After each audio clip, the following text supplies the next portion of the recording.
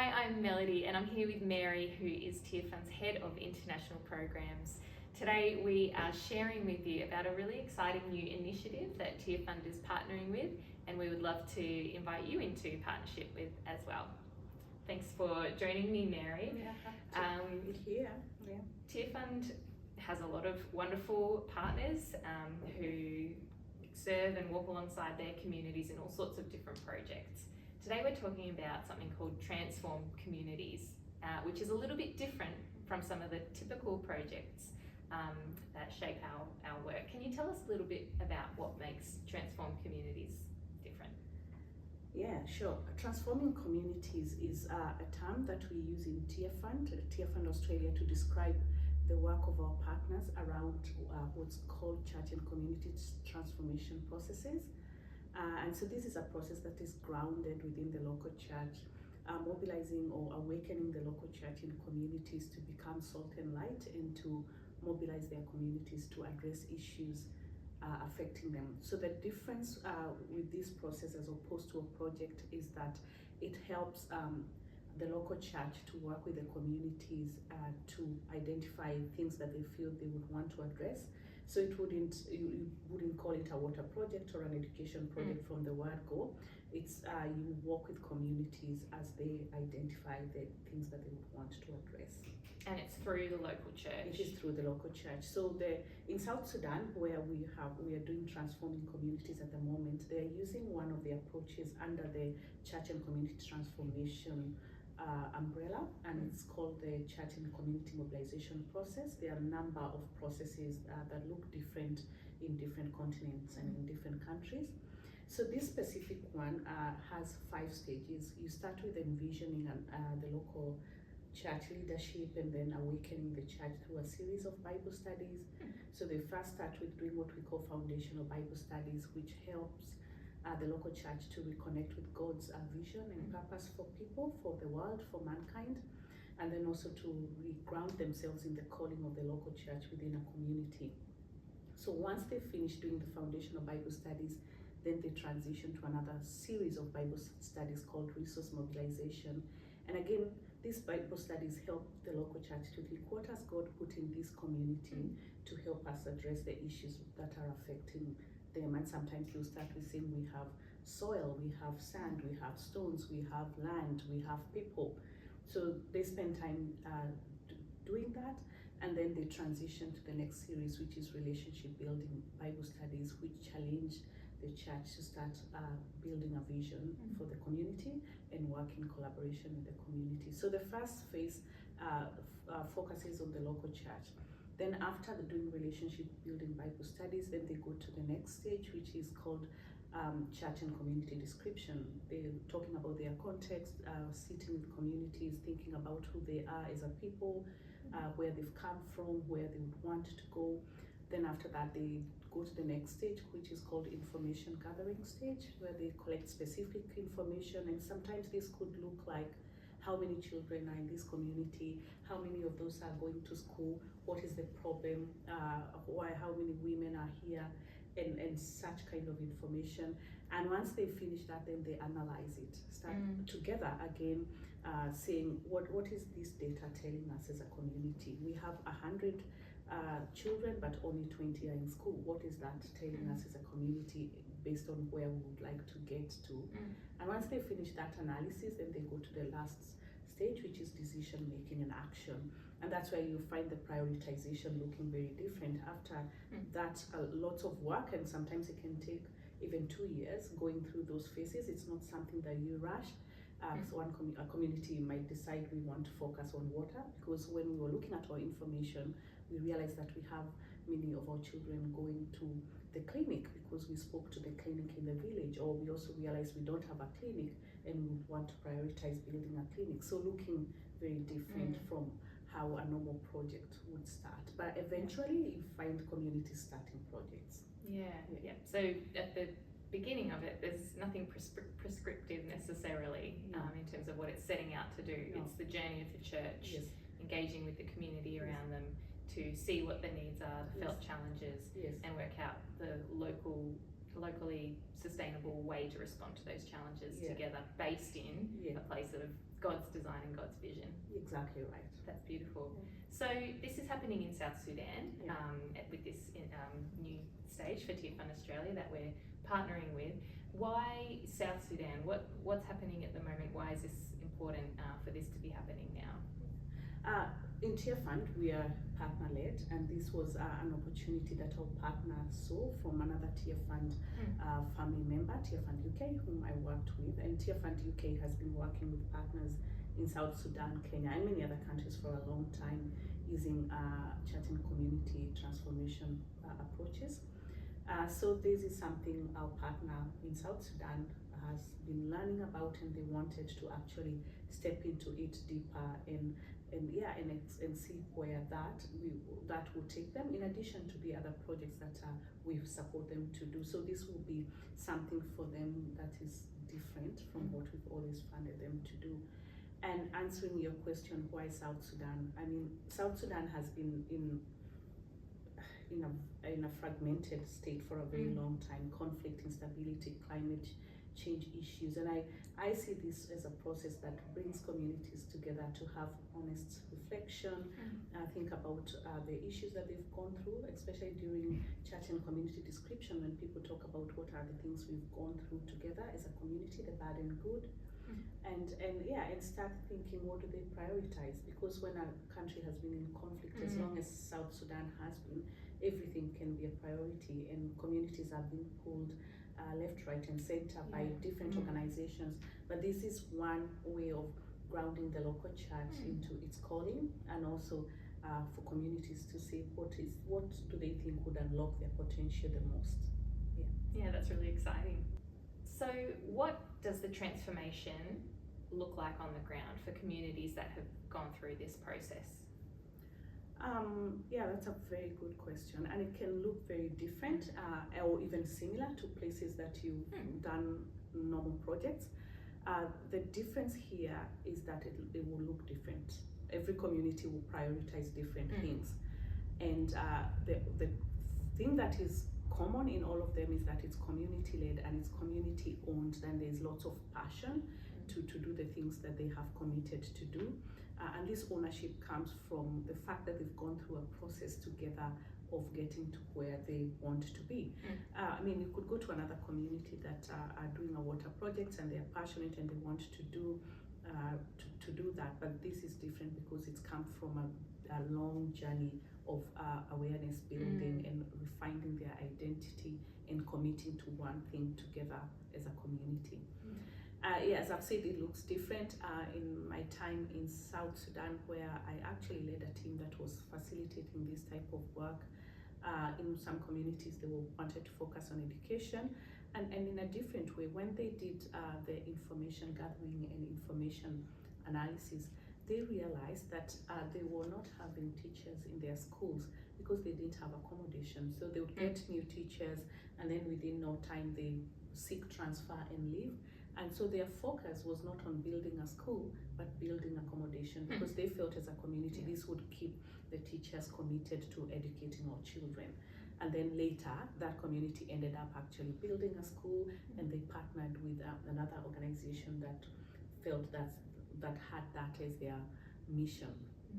Another community that I could remember of, when they did the same process, their priority was to build a bridge. And I know that usually we talk about we don't fund infrastructure and that's not sustainable, but this community felt that is what was going to work for them. And actually, to be honest, I thought maybe they should choose something that's easier to do, but they were so committed to doing this. But I was amazed at the amount of unlocking that happened after that, because once the bridge was built, they were able to get a company to demine. After long times of war, there were lots of mines on their land, and so they couldn't farm more. So that they got their land demined, they were able to start getting people to come in and buy their produce. They expanded their farms, and that whole community changed from just that unlocking of their potential. So for them, it was a bridge. I've seen other communities that actually doing description, not even at information gathering, looking at the number of young children that they have and deciding they want to start a kindergarten. And they quickly did resource mapping, and they said, yeah, we have a church that could become the school.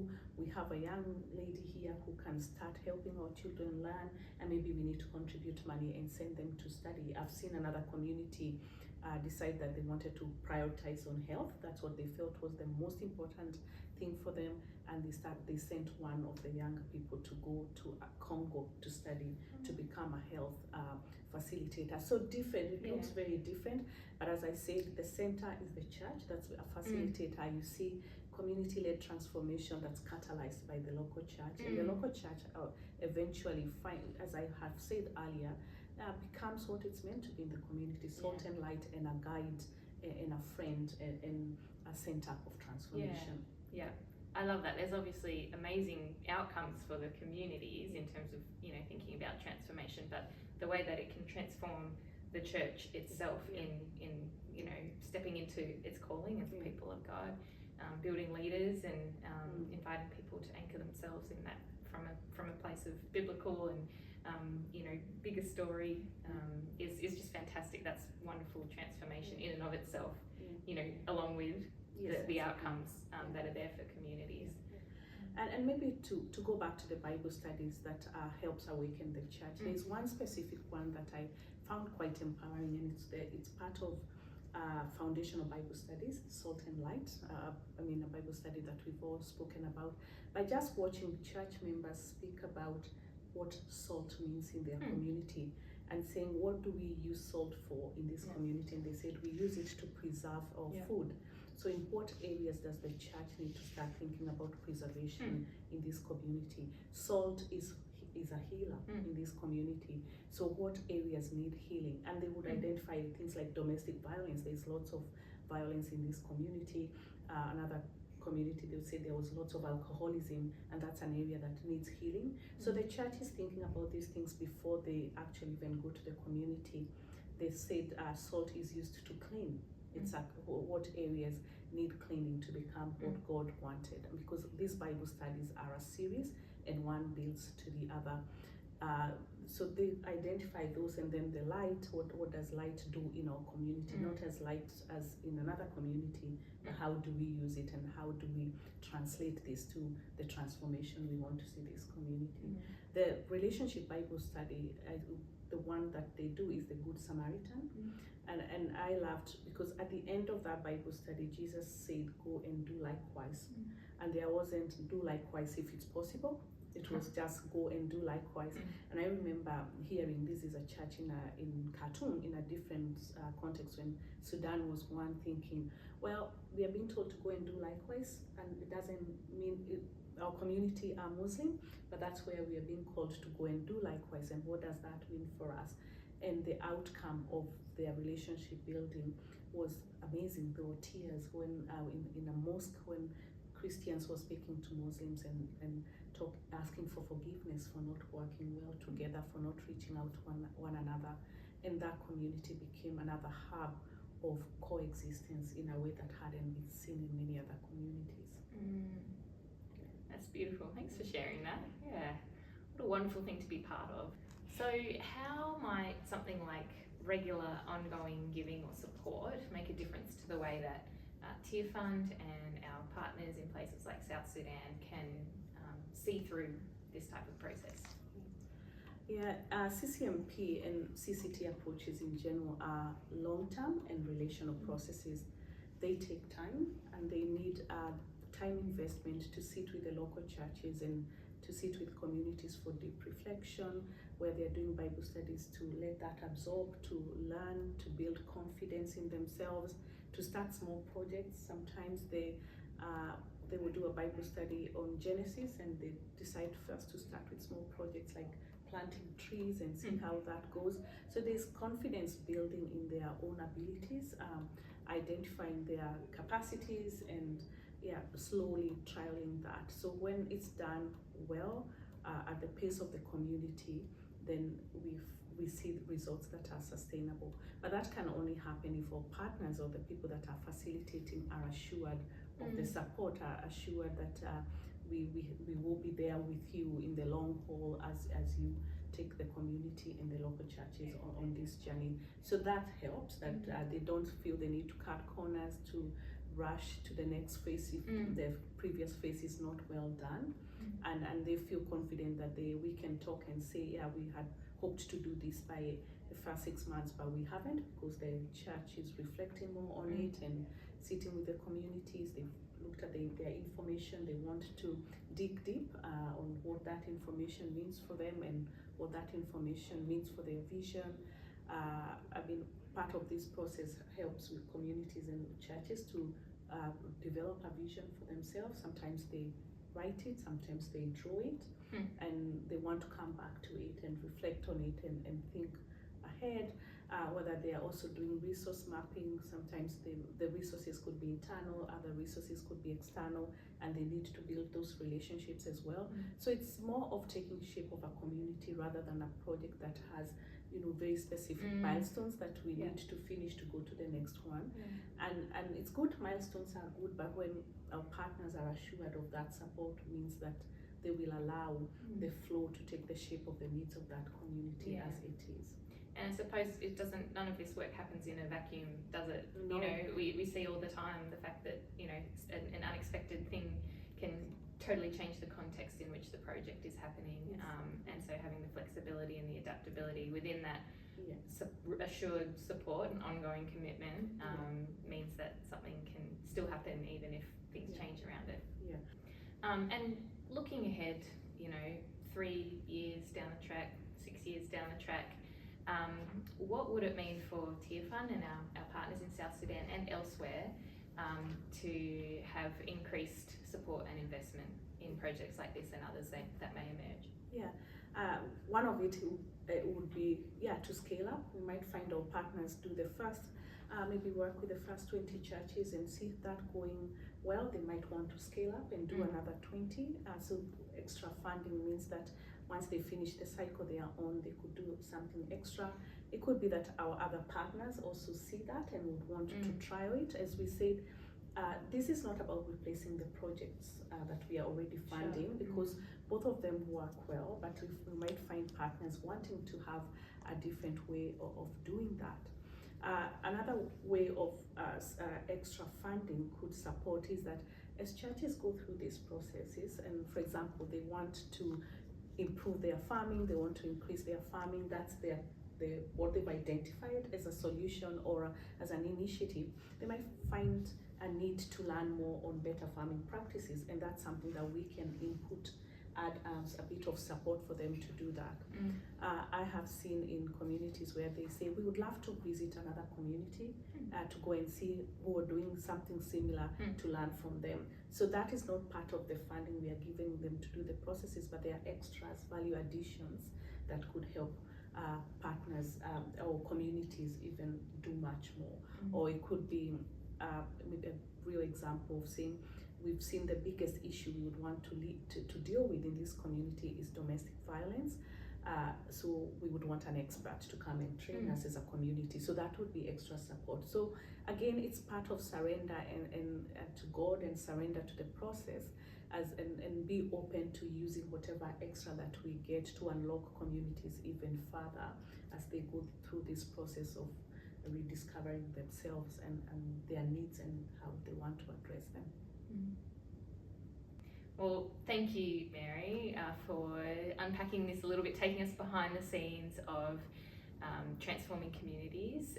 We're really excited and prayerful in joining with our partner in South Sudan as this starts to take place, and so thankful to all of our supporters at Tearfund who are coming on this journey with us. As you said, there's a bit of letting go of what it might look like down the track, but as we're learning alongside really great work that's already happened using this model from the Tearfund family around the world, and so we're really hopeful for what it might mean for communities who are facing the realities of instability, conflict, poverty, climate challenges, things that we know will only increase in the years to come, and that's why investment today is so important as well. So thanks again for taking us behind the scenes, and thank you for listening and learning with us.